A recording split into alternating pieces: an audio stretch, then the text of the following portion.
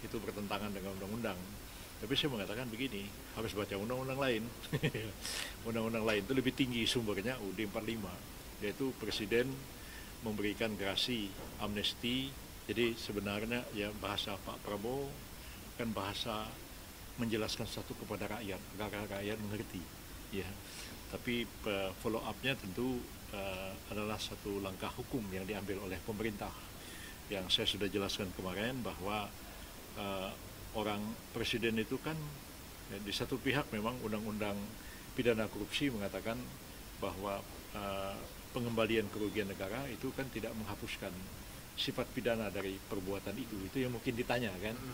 Nah, ada yang mengatakan itu bertentangan dengan undang-undang. Tapi saya mengatakan begini, harus baca undang-undang lain. Undang-undang lain itu lebih tinggi sumbernya UUD 45, yaitu Presiden memberikan gerasi, amnesti, abolisi, dan rehabilitasi. Nah, kalau Presiden memberikan gerasi, meminta pertimbangan Mahkamah Agung. Kalau Presiden memberikan amnesti dan abolisi, meminta pertimbangan DPR. Dan gerasi, amnesti, dan abolisi itu bisa diberikan terhadap tindak pidana apapun. Ya, saya berapa kali mengurusi amnesti dan abolisi dari zamannya Pak Habibie, zamannya Gus Dur. Pada waktu zamannya Pak Habibie, amnesti diberikan kepada setiap orang yang terlibat dengan politik ya dan dipidana karena berseberangan dengan pemerintah Orde Baru. Di zaman Gus Dur bahkan saya mengumumkan abolisi dan amnesti terhadap semua pemberontak GAM Aceh. Nah, jadi kalau misalnya Pak Prabowo mengeluarkan amnesti dan abolisi terhadap orang yang masih dalam proses hukum diduga melakukan korupsi atau orang yang sudah divonis bersalah melakukan korupsi, Presiden bisa memberikan abolisi, bisa juga memberikan abolisi jadi perkaranya tidak dituntut, atau Presiden memberikan amnesti sedang sidang ataupun diadili ataupun juga tidak akan dituntut. Itu bisa terjadi. Jadi kalau itu dilakukan, maka ketentuan tentang bahwa meskipun mengembalikan kerugian negara tidak menghapuskan sifat pidananya, itu kalau diberikan abolisi amnesti, ya perkara itu selesai. Nah, lebih tinggi itu UUD 45 sumbernya. Nah, jadi sedang dikaji oleh para menteri, Pak Supratman terutama ya, bahwa rencana Presiden akan kalaulah orang yang diduga melakukan korupsi itu dengan sukarela mengembalikan harta atau uang negara yang mereka korup, atau mereka yang sudah dipidana dengan sukarela menyerahkan lebih daripada apa yang sudah diputuskan misalnya juga diserahkan, maka Presiden mengatakan akan dimaafkan. Nah, bahasa Pak Presiden begitu. Kalau bahasa hukumnya ya akan masuk dalam daftar orang yang diberikan amnesti dan diberikan abolisi. Bisa juga kalau gerasi itu individual, si A dipidana dia harus mohon gerasi. Tapi kalau amnesti abolisi itu Presiden mengatakan semua orang. Nah, seperti Gus Dur dulu, semua orang yang terlibat dalam gerakan bersenjata, gerakan Aceh Merdeka, diabolisi, diamnesti, nggak disebutin namanya. Namanya siapa? Saya ngatur. Jadi saya mengatakan si A, si B itu Menteri Kehakiman. Jadi dia umum. Jadi bisa aja kan segala orang yang sampai tanggal sekian. Nah, kalau di PRRI dulu, setiap orang yang terlibat dalam pemberontakan PRRI Permesta yang menyerahkan diri sampai tanggal sekian diamnesti dan diabolisi.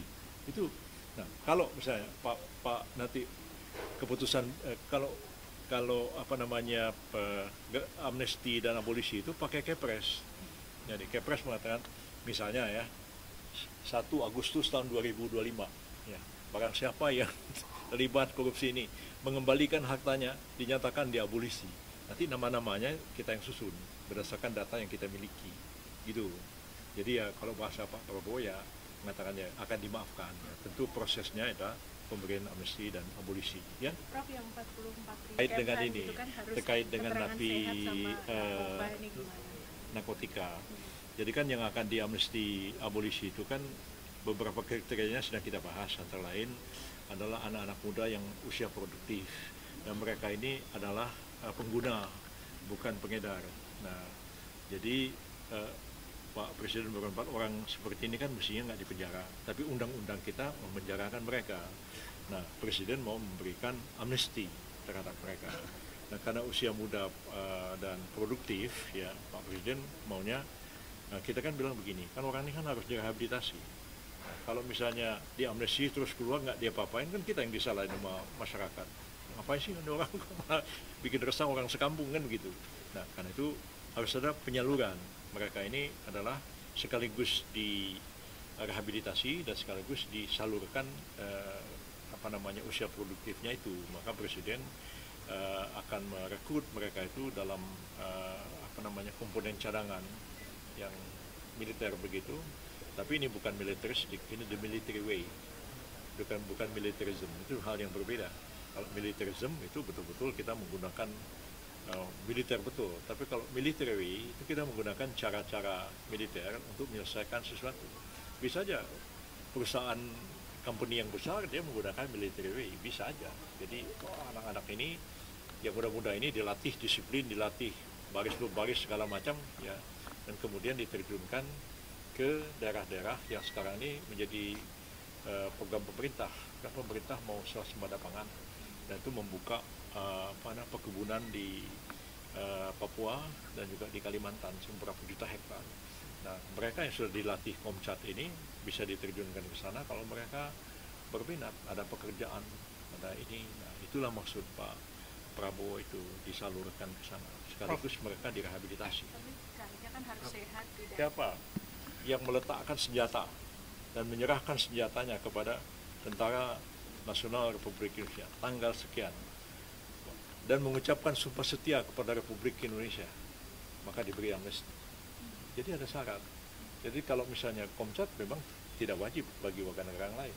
Tapi kalau Presiden mengatakan siapa yang akan bersedia untuk dilatih di Komcat, itu diberi amnesti. Bisa. Itu nanti sedang kita rumuskan. Saya udah berapa kali lah merumuskan. Berarti yang bisa menghemat anggaran negara sampai berapa sih, Prof? Anggaran ditanya Menteri Keuangan. Tanya saya. Untuk jenis lengkapnya ada berapa? Yang lain-lain mungkin tanya Pak Supratman yang lebih tahu ya. Tapi yang korupsi itu nggak banyak. Prof, terkait yang tadi. Yang korupsi itu cuma ya berapa ribu lah. Yang paling banyak narkotika. Prof, terakhir tadi yang pelaku korp itu, Prof, ketika itu diberi amnesti nanti efek jerahnya itu di mana ya, Prof? Kemudian nanti jika itu berulang lagi itu bagaimana? Ini ya, pidana baru kita ini kan nggak lagi banyak bicara efek jerah. Ini otak kita ini kan Belanda. Ya Anda ini sebenarnya Belanda ini otaknya. Efek jerah itu makanya ada jerah penjara, penjeraan kan, jadi penjara. Kita itu enggak sebenarnya, karena efek jerah itu tidak lagi menjadi target utama. Orang dihukum supaya dia sadar. Ya kan, jadi ada dia itu rehabilitasi supaya dia menyadari perbuatannya, jadi taubatan nasuha lah kira-kira begitu kan, kerugian negara dikembalikan dan kemudian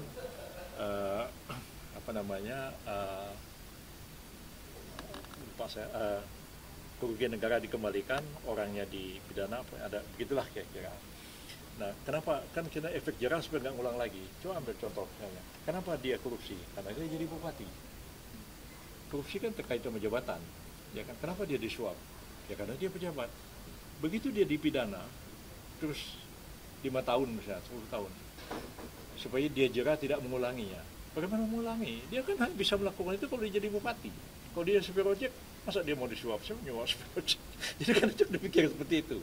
Nah, jadi efek jerahnya itu kan supaya orang tuh kapok nggak melakukan. Tapi bagaimana dia mau melakukan lagi kalau dia bukan bupati lagi? Nah itu, jadi sebagian besar orang yang melakukan korupsi itu, kecuali suap ya, itu terkait dengan jabatan. Suap itu hanya penyuap. Orang yang menerima suap tetap aja pejabat. Kalau nggak jadi pejabat, gimana mau korupsi? Wartawan kan nggak bisa korupsi. Tapi kan bupati kan bisa dapat jabatan karena lain, bukan Prof. pejabat. Oke ya. Terima kasih, Prof. Ya.